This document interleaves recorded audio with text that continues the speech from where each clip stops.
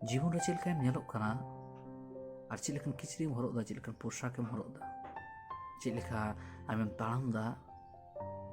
मिकाली निये को जिनिस चेत होय मेटर मिकाली निये सानाम जिनिस चाबा तो निये को जिनिस चिंता भावना चाबा तो निये को विषयते भावना चिंता चाबा तो निये को विषयते परिचर्चा चाबा तो निये सप्तरे निये समय रे आमेम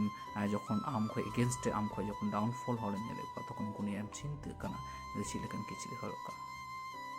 नुई दो चिलका मा नेलोग कना नुई दो मौज बाय नेलोग कना नुई दो थोड़ा गा जुदा नेलोग कना बड़ी सारी लई माछे एमन मिट्टे दिन एमन मिट्टे समय हिजुगा जहाँ उन समय दे आमार चिंता भावना सम्पूर्ण एमनि तेई पाल्टातो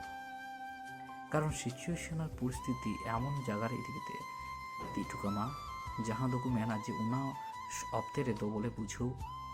आज तेगे एम बुझो आम ते दो बांग बुझो लगा मा परिस्थिति आमे बुझो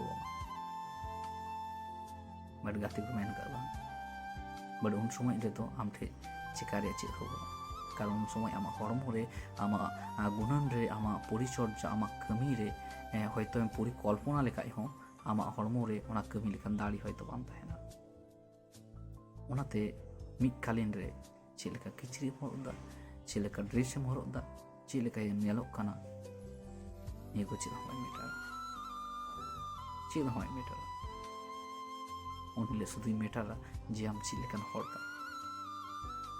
उनले शुधुई मेटारा जे आमा व्यवहार चेलेका उनले शुधुई मेटारा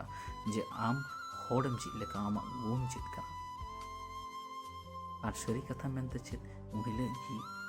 छेड़ी बुझे चेदा जे जीवन रे एचिवमेंट खय हो लटू एचिवमेंट कना आमा बुझे शक्ति आमा व्यवहार आमा आचार आचरण निये रे अति मारां मिटिंग गुण मेना जीवन रे जहाँ तक लटू एवं उचू एवं